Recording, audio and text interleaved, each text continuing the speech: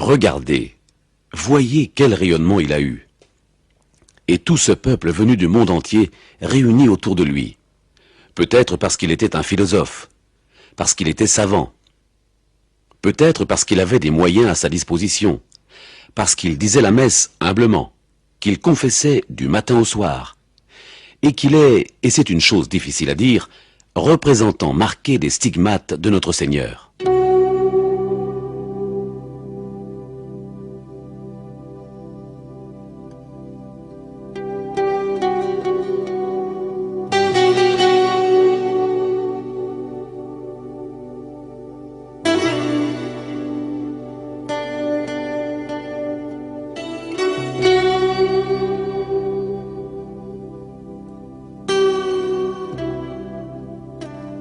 À peine entré dans la prière, je sens que mon âme commence à se recueillir dans une paix et une tranquillité que je ne puis exprimer avec des paroles.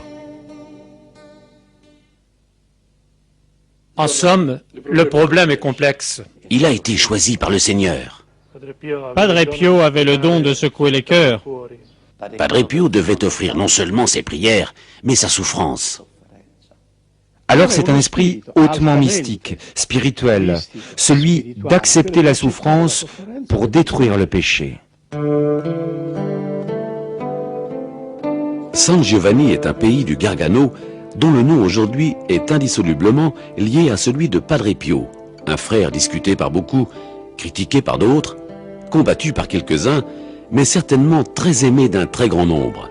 Cette histoire, cependant, ne commence pas ici, mais à Pietrelcina, un petit pays dans la province de Benevento, où le 25 mai 1887 naquit François Forgione, Padre Pio. Chi ha avuto molta influenza nella vita e nella santità di Padre Pio è stata... Celle qui a eu une très grande influence dans la vie, dans la sainteté du Padre Pio, a été sa maman, parce qu'elle lui a non seulement donné la vie, mais elle l'a éduqué à la vie, et spécialement à la foi. À l'âge de 5 ans, il était chez lui quand il entendit une voix qui l'appelait « François, François ». Il quitta la maison et ses jeux et s'en alla à la petite église de Sainte-Anne. Il se mit à genoux sur le premier gradin de l'autel et dit « Jésus, c'est toi qui m'as appelé ?» Il racontait que le Sacré-Cœur de Jésus lui apparut, lui mit la main sur la tête et lui dit « Oui, mon fils, je t'ai appelé et je te veux pour moi. » Gli mise una mano in destra e gli disse: sì, figlio mio, ti ho chiamato io, ti voglio per me. È così che Padre Pio lascia Pietrelcina. Et c'est ainsi que Padre Pio quitta Pietrelcina, entra au couvent de Morcone où il fit son noviciat. Les frères s'aperçurent que ce jeune était différent des autres, parce qu'il vivait cette intimité avec le Seigneur d'une façon vraiment exceptionnelle. È diverso dagli altri, perché vive questa intimità col Signore in un modo veramente eccezionale. Padre Pio paraissait un peu bourru, surtout vis-à-vis des femmes, alors qu'avec les hommes il était très doux, tant il est vrai qu'il n'hésitait pas à nous chasser, alors qu'il alignait les hommes pour les bénir.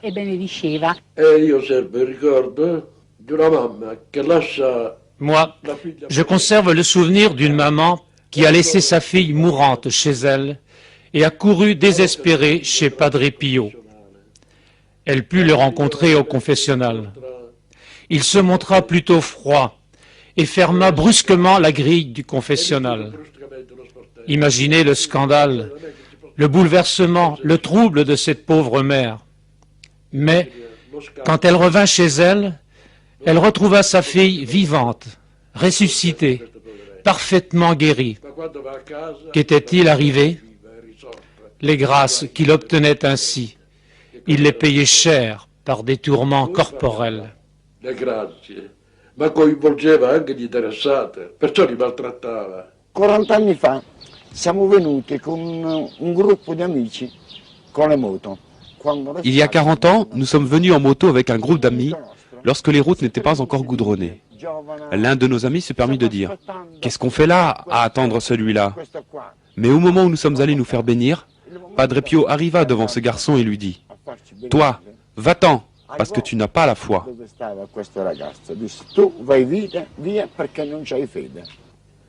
Come la parola stessa lo dice, Comme le mot le dit bien, scruter les cœurs signifie lire à l'intérieur, se rendre compte de ce qui se trouve dans le cœur d'une personne et donc dans son âme. C'est un don que le Seigneur fait à certaines âmes particulièrement engagées dans l'apostolat.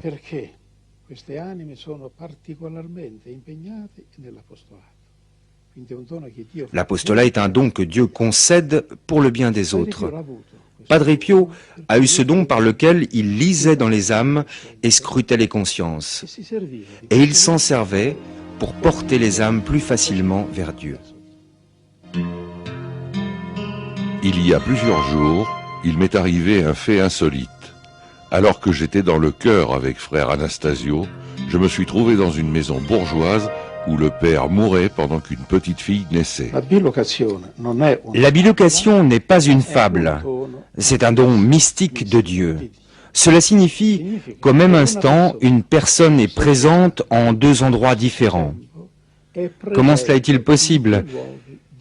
Un jour, au réfectoire, on parlait d'une bilocation et chacun exprimait son opinion. Padre Pio intervint et dit « Écoutez, la bilocation existe et elle arrive par la toute-puissance de Dieu. Cependant, comment elle se produit, personne ne le sait. » Pendant que je me trouvais dans le chœur avec frère Anastasio, je me suis retrouvé loin dans une maison bourgeoise. Alors Marie très sainte m'apparut et me dit « Je te confie cette créature, c'est une pierre précieuse à l'état de gangue. Travaille-la, polis-la, rends-la plus lumineuse, la plus brillante possible, parce qu'un jour, je veux en faire un ornement pour moi. »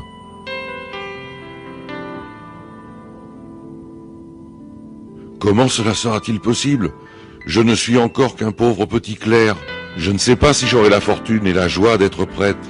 Et même si je suis prêtre, comment pourrais-je penser à cet enfant, étant moi-même loin d'elle? Et la Madone ajouta, « Ne doute pas, ce sera elle qui viendra vers toi, mais d'abord tu la rencontreras à Saint-Pierre. » Après cela, je me suis de nouveau trouvé dans le chœur.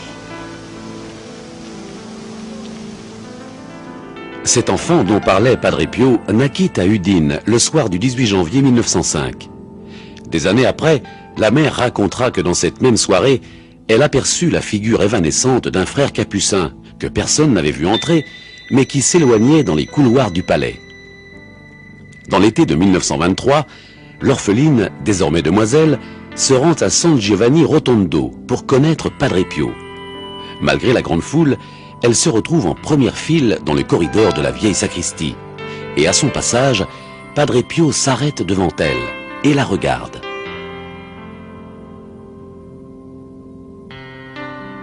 Je te connais, tu es née le jour où ton père est mort. Ma fille, tu es enfin venue, depuis tant d'années que je t'attends. Père, qu'est-ce que vous voulez de moi, dit la fille. Je ne vous connais pas. C'est la première fois que je viens à San Giovanni Rotondo pour accompagner ma tante. Peut-être vous êtes-vous trompé. Vous m'avez pris pour une autre. Non, non, je ne me suis pas trompé. Je ne t'ai pas pris pour une autre fille. Mais toi, tu me connais, car tu m'as approché l'année dernière dans la basilique Saint-Pierre à Rome. Tu as été confié à mes soins par la Madone. L'année précédente, la fille s'était rendue à Saint-Pierre de Rome et ne trouvant pas de confesseur disponible, elle rencontra un frère à l'intérieur de la basilique et lui demanda de la confesser. À la fin de la confession, ayant trouvé un réconfort particulier dans les paroles du frère, elle attendit que celui-ci sortît du confessionnal pour lui baiser la main. Mais avec une immense stupeur, elle découvrit qu'il n'y avait personne.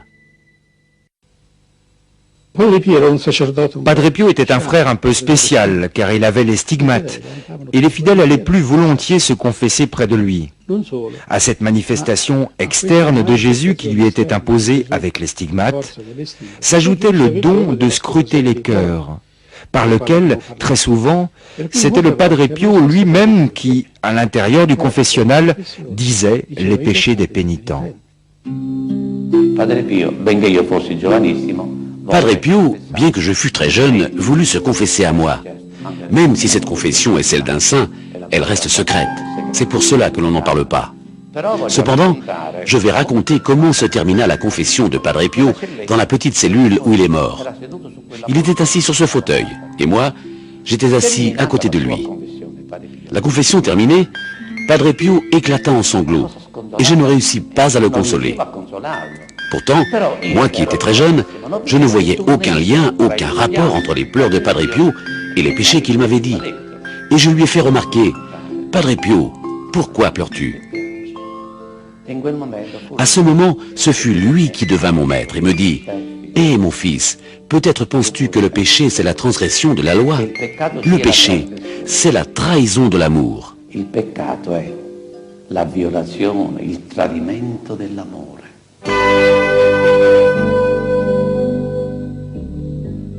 Non so perché, non so chi mi ha spinto, so che sono andato. La prima impressione che mi fece... Je ne sais pas pourquoi, je ne sais pas ce qui m'a poussé, mais j'y suis allé. Officiava la Santa Messa, piangeva. Je fus très impressionné de voir Padre Pio célébrant la messe en pleurant. Sempre con il padre che mi accompagnava. Quand la messe fut terminée, je suis allé à la sacristie avec le frère qui m'accompagnait. Ecco, io Je l'ai rencontré et il m'a regardé. Jamais je n'oublierai le regard de Padre Pio. Io ho 35 anni, non ero- J'avais 35 ans. Je n'étais plus un petit garçon. Je travaillais dans une entreprise de culture.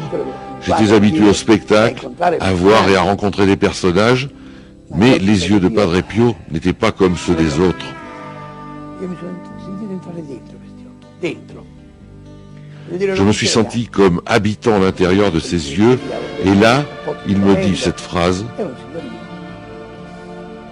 E lui mi disse una Tu as frase, touché le fond, mon enfant. Mon fils, maintenant, tu vas te redresser. ora risalirai. Un certo Carapoli, che ha avuto un incidente al ginocchio. Un certain Carapoli qui avait eu un accident au genou vint chez Padre Pio.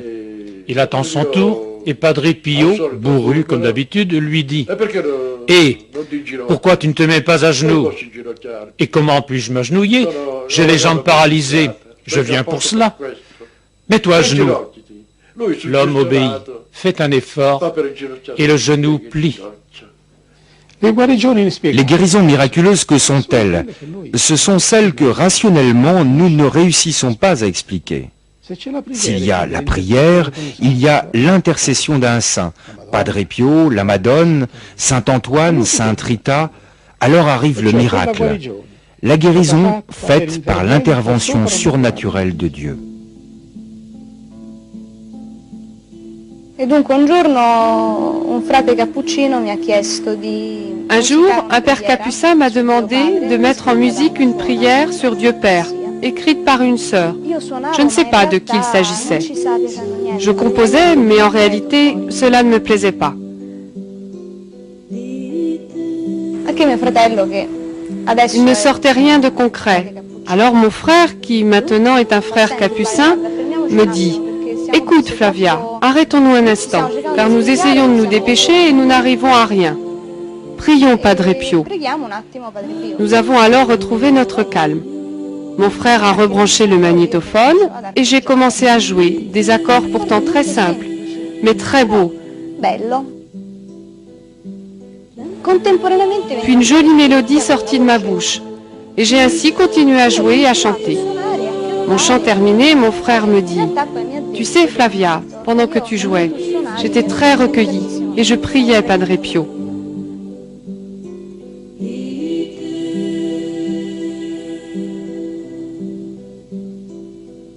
Questa canzone è nata dall'inizio Cette composition musicale est donc née d'un seul jet. di Jack. Heureusement, elle était enregistrée, car après, j'ai dû l'apprendre. Imparare. Per fortuna avevamo registrato. Finita la canzone ho detto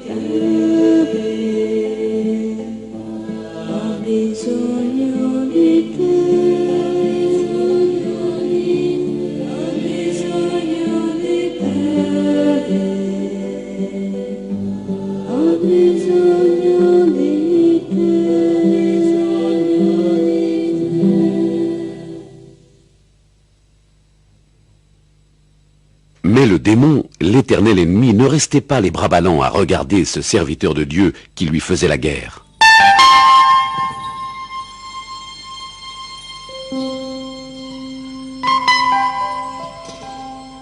C'était déjà la nuit bien avancée, quand les démons commencèrent leur assaut, avec un bruit du diable. Et bien que je ne vis rien au début, je compris cependant par qui cette étrange rumeur était produite. Au lieu de m'épouvanter, je me préparais à combattre, avec un sourire moqueur sur les lèvres. Alors ils se présentèrent, sous les plus abominables formes, et pour me faire dévier, me faire pécher, ils commencèrent à me maltraiter, mais grâce au ciel, je les ai combattus parfaitement en les traitant pour ce qu'ils valaient.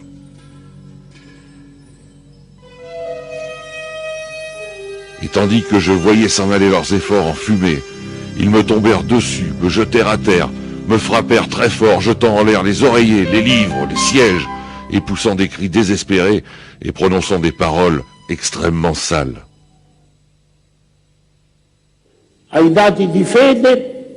Dans les données de la foi existent les bons anges. Dieu s'en sert pour faire le bien aux hommes. Et puis, il existe des mauvais anges, c'est-à-dire des anges qui ont refusé de servir Dieu et qui, par leur malice, déchaînent leur rage contre Dieu en détruisant l'homme dans sa relation divine. La première et principale action diabolique est celle de s'insérer dans les suggestions, les défauts, les tendances imparfaites de l'homme, pour augmenter psychologiquement la force de la tentation.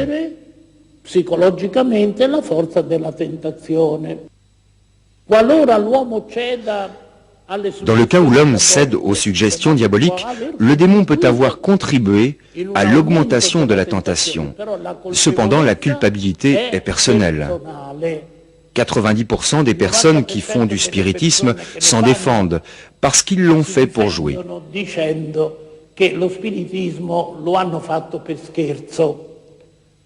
C'est vrai. Certes, l'homme peut faire des choses sérieusement ou par jeu, mais le démon sait intervenir très justement dans les deux cas, même chez les saints. Il demonio può arrivare a prendere di punta anche i santi. J'étais encore au lit lorsque je fus visité par ces cosaques qui me battirent d'une façon tellement barbare que j'estime comme une grâce bien grande d'avoir pu les supporter sans mourir.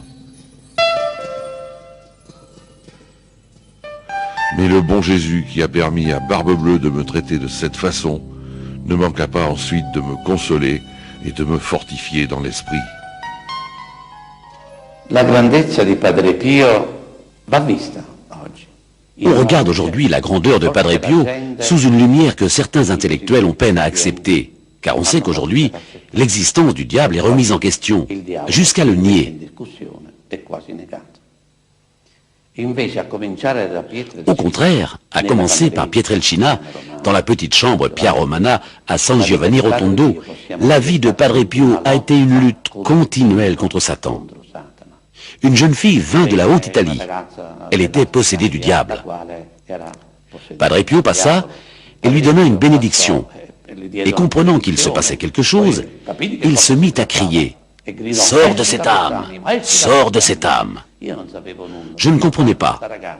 Je vis seulement cette fille, âgée de 18-19 ans, qui s'apprêtait à se précipiter contre Padre Pio, et que des hommes et des femmes retenaient. Elle se mit à crier « Tu me le paieras !» Moi qui ne comprenais rien de cette scène, je pris Padre Pio et l'éloignai. Et puis, vers 10h30, nous entendîmes un bruit, un hurlement. « Mes frères, mes frères !» C'était Padre Pio qui demandait du secours. Nous nous sommes précipités dans sa chambre et nous l'avons trouvé par terre, bras et jambes étendus, le visage ensanglanté. Je lui dis « Padre Pio, dans quel état vous êtes? Laissez donc le diable, vous êtes trop âgé pour l'affronter. Voyez comment il vous maltraite, il finira par vous détruire. » Non, non, répliqua-t-il, j'ai toujours remporté la victoire contre lui. Le combat a été rude ce coup-ci, mais m'avez-vous pas vu cette pauvre femme hier soir? Elle me faisait tant de peine. C'est ainsi qu'il nous raconta comment il avait dû affronter corporellement le diable pour réussir à libérer cette femme. Aveva dovuto affrontare fisicamente il diavolo, però poi c'era riuscito. Mais le Seigneur ne manqua pas de payer en retour son serviteur très fidèle. C'est justement dans la souffrance qu'il lui a concédé la grâce la plus grande, celle d'expier avec ses souffrances corporelles les fautes de ce siècle.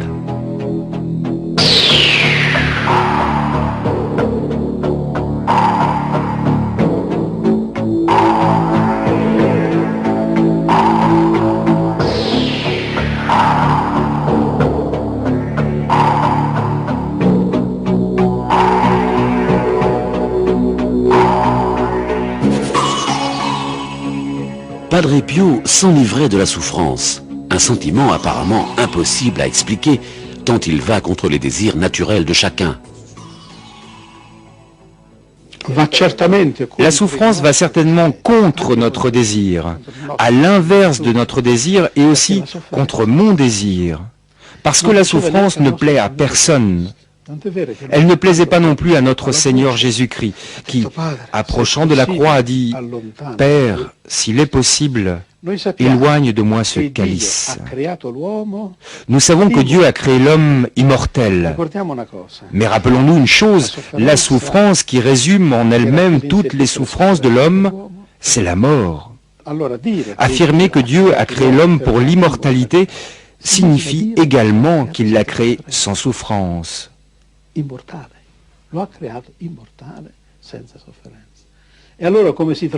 Alors, comment se fait-il que l'on trouve la souffrance sur la terre? À cause du péché de l'homme. La souffrance et la mort sont des fruits du péché et une conséquence du péché. Alors c'est une grande grâce d'accepter la souffrance pour détruire le péché, pour payer en retour le péché. Jésus nous en a donné un parfait exemple. Comme Jésus a embrassé la croix par amour, la souffrance embrassée par amour devient douce comme l'amour. La chose la plus douce pour nous les hommes, pour les femmes et pour tous les êtres humains, c'est l'amour.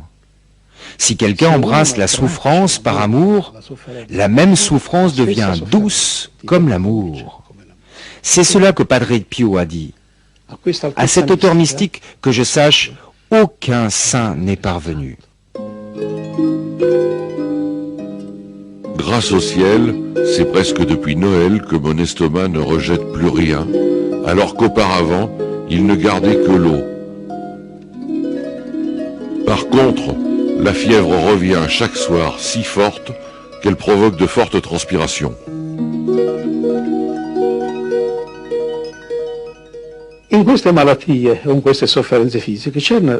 Dans ces maladies, dans ces souffrances physiques, il avait des fièvres très élevées qui ont atteint des limites extrêmes.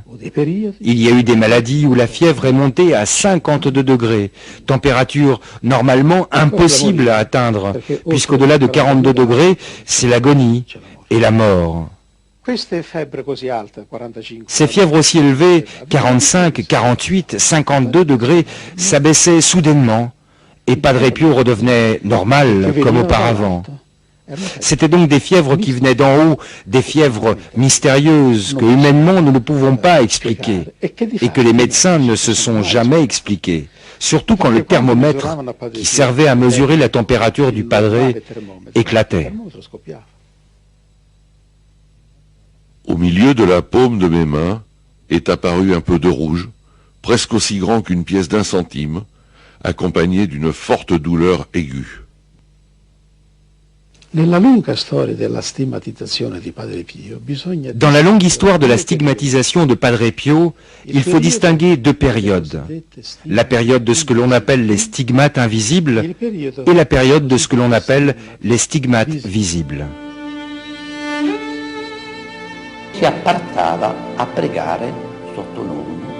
Il s'apprêtait à prier sous l'orme. Sous cet orme, on lui avait fait une espèce de petite cabane pour le protéger des rayons du soleil et de la curiosité des gens. Et un jour, exactement le 1er jour de septembre de 1910, tandis qu'il priait dans cette cabane, sous cet orme, Jésus lui est apparu crucifié. Et Padre Pio reçut pour la première fois les plaies. Ces stigmates apparurent vraiment, on en voyait les signes. Cependant, Padre Pio en restait tellement déconcerté qu'il priait avec instance le Seigneur afin qu'il lui enlève ces signes extérieurs. Lui-même disait « Qui me donne tant de confusion, mais pas la douleur cependant. » Mon Dieu, quelle confusion et quelle humiliation j'éprouve à devoir manifester ce que tu opères dans ta créature misérable. Les piaghe da visibili divennero invisibili, cioè les plaies de visibles devinrent invisibles, c'est-à-dire qu'il continua à souffrir régulièrement. Mais extérieurement, personne ne voyait rien. Il nous a confié que les plaies redevenaient visibles du jeudi soir au samedi matin, c'est-à-dire tout le vendredi du jour de la Passion. Cet état dura tout le temps qu'il demeura à Pietrelcina. Je confessais le soir du 5 lorsque soudain, je fus effrayé par un personnage céleste qui se tenait devant moi. Il tenait à la main une espèce d'outil semblable à une longue lame de fer, à la pointe très effilée, d'où semblait partir du feu.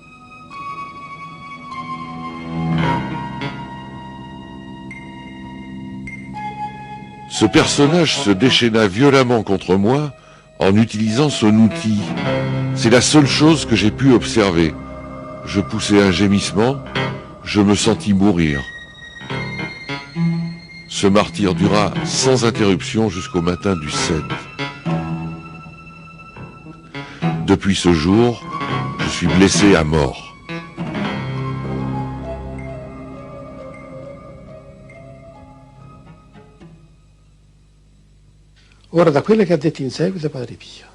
D'après ce qu'a dit ensuite Padre Pio et ce qu'ont observé ses directeurs spirituels, il s'agit d'une blessure physique au côté. Le 20 septembre suivant, Padre Pio a eu les 4 autres plaies.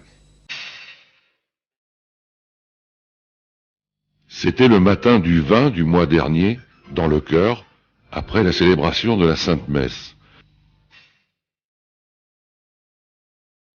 Je me suis trouvé en état de repos semblable à un doux sommeil. Tous mes sens, intérieurs et extérieurs, ainsi que les facultés de l'âme, se sont trouvés dans ce repos indescriptible.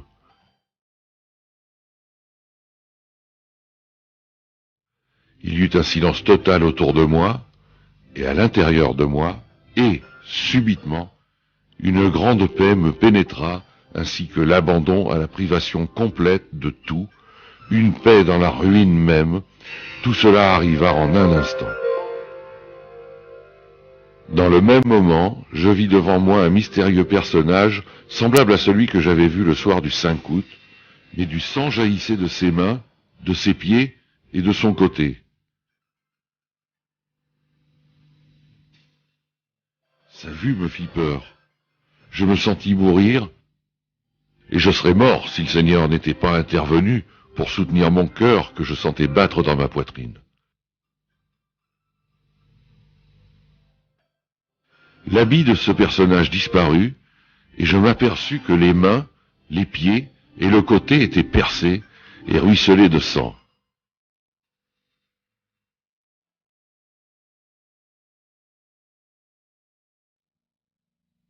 Imaginez la crainte que j'ai expérimentée alors et que je suis en train d'expérimenter continuellement tous les jours.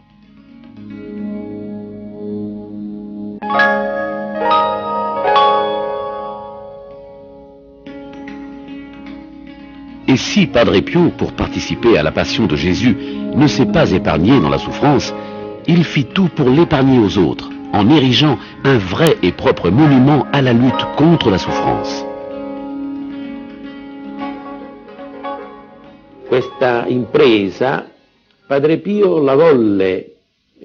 Cette entreprise, Padre Pio voulut la réaliser parce qu'il lui donna justement une finalité, un but. Il dit « Ce fleuve de charité qui arrive à San Giovanni Rotondo doit être réalisé pour aller à la rencontre des malades et de ceux qui souffrent. » Remarquez qu'il fit ce discours immédiatement après la guerre, alors que l'assistance sanitaire n'était pas assurée à tout le monde.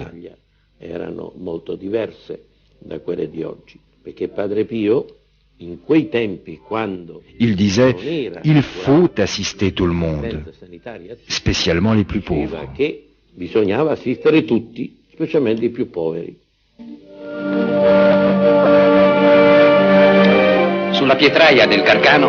Sur la rocaille de Gargano est sortie la plus belle clinique des Pouilles. Padre Pio l'a voulu, lui à qui le Seigneur a conféré les stigmates le 20 septembre 1918 au couvent des Capucins de San Giovanni Rotondo. Le Saint-Père lui a fait parvenir la bénédiction apostolique.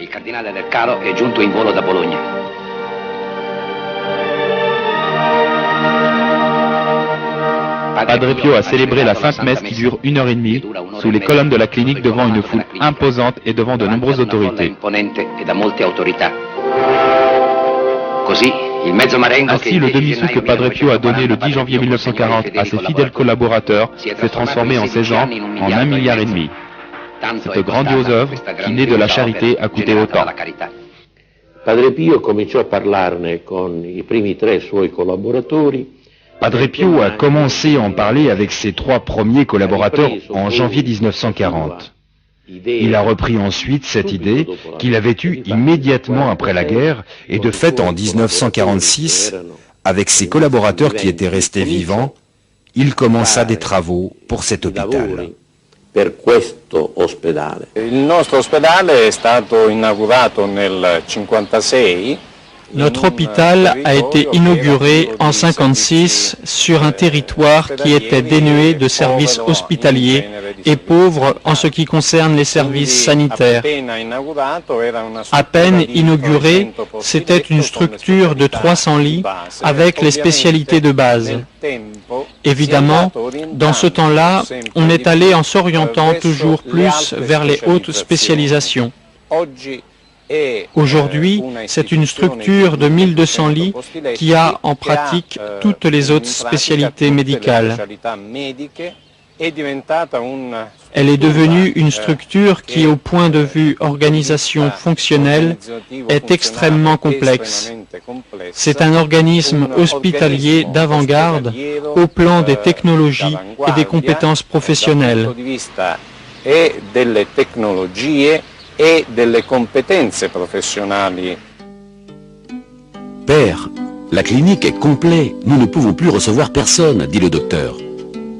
Aux malades, on ne refuse rien. On ne peut pas leur fermer la porte au nez. Que raconteras-tu à Saint-Pierre? Que j'ai un beau diplôme en médecine, mais que j'ai fermé la porte de l'hôpital au nez des malades? Alors, père?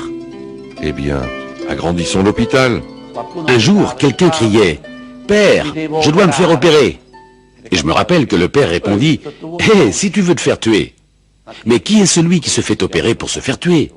On se fait opérer pour guérir. Il voulait dire que dans ce cas-là, il ne fallait pas d'intervention. Successivement, la même matinée, une autre personne s'écria « Père, je dois entrer en clinique pour subir une opération. »« Va, mon fils, avec la bénédiction de Dieu, répondit le padré. Demande égale, réponses diverses. Je me souviens que dans la même matinée, plus loin, au milieu de la foule, une autre personne dit « Père, je ne me sens pas bien. Certains me disent que je dois me faire opérer et d'autres que ce n'est pas une chose à faire. » Et Padre Pio répondit « Va, mon fils, je prierai pour toi. » Et moi, qui avais confiance en lui, me souvenant des réponses qu'il avait données à d'autres malades, je le pris sous le bras et lui dis « Père, pourquoi ne me donnes-tu pas une réponse comme aux autres ?» Padre Pio, en me faisant un signe, « Et si personne ne me dit rien, quelle réponse veux-tu que je donne ?» Il dormait très peu, il se préparait pendant plusieurs heures à la messe et sa prière préférée était le rosaire.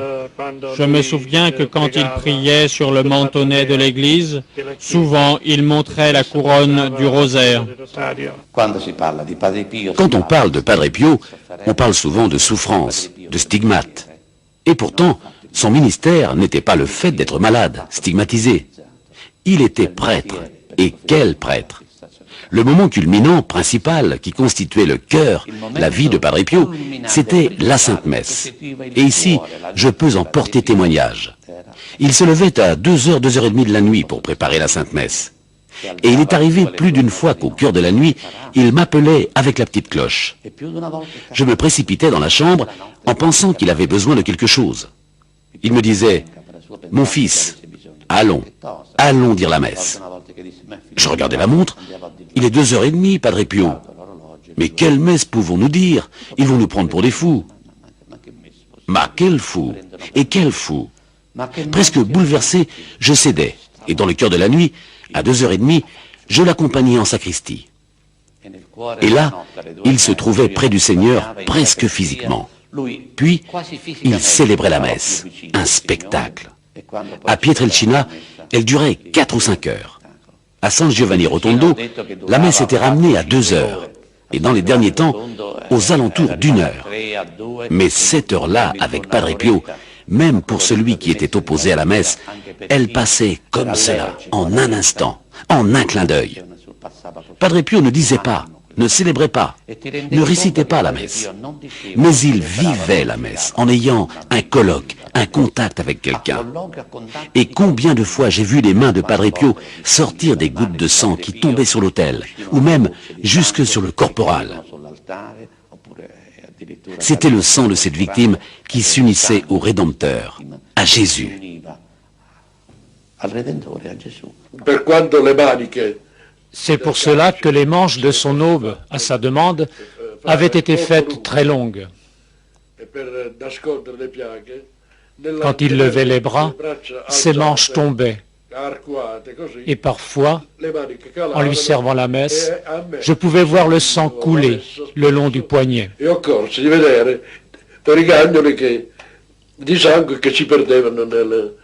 C'était vraiment la grande mission de Padre Pio. Ramener les foules à Dieu, rapprocher les personnes de l'Eucharistie pour les porter, les conduire à la communion avec le Père. Il est plus facile à la terre de se tenir seul sans son soleil que de se tenir sans la Sainte Messe. C'était vraiment la grande mission de Padre Pio. Nous pourrions continuer à parler très longtemps de ses prodiges, de ses yeux qui lisaient dans le cœur, de ses prières interminables, des assauts du démon, des stigmates, mais avec une unique intention, celle d'en comprendre le pourquoi.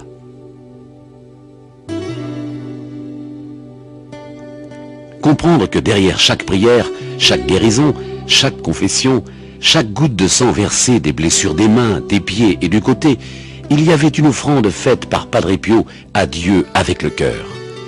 Comprendre que dans les chairs mêmes de Padre Pio s'accomplissait à chaque instant de sa vie le sacrifice de la passion du Christ, qui chaque jour se renouvelait en chaque messe, chaque fois que le prêtre consacre le pain et le vin en les transformant au corps et au sang du Christ.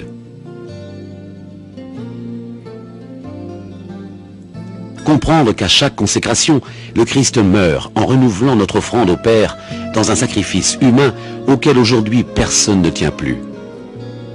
C'est la raison pour laquelle il passe indifférent devant les églises qui embellissent les villes, en oubliant que là, à l'intérieur, dans les alentours de l'autel majeur, dans une petite boîte fermée à clé, Jésus se contente de rester à nous attendre. Dieu vivant au milieu de nous, venu pour détruire la mort et pour nous donner le message le plus simple et en même temps le plus difficile à accueillir. Aimez-vous. Padre Pio est le plus grand saint de tous les temps. Et sa grandeur a été mesurée à la même mesure que la grandeur des temps.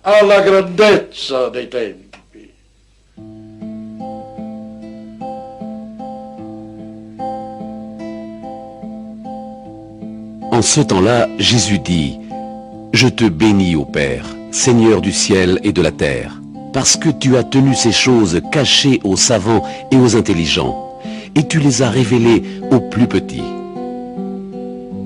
Oui, ô Père, car ainsi il t'a plu. Tout m'a été donné par mon Père. Personne ne connaît le Fils sinon le Père, et personne ne connaît le Père sinon le Fils, et celui auquel le Fils veut le révéler.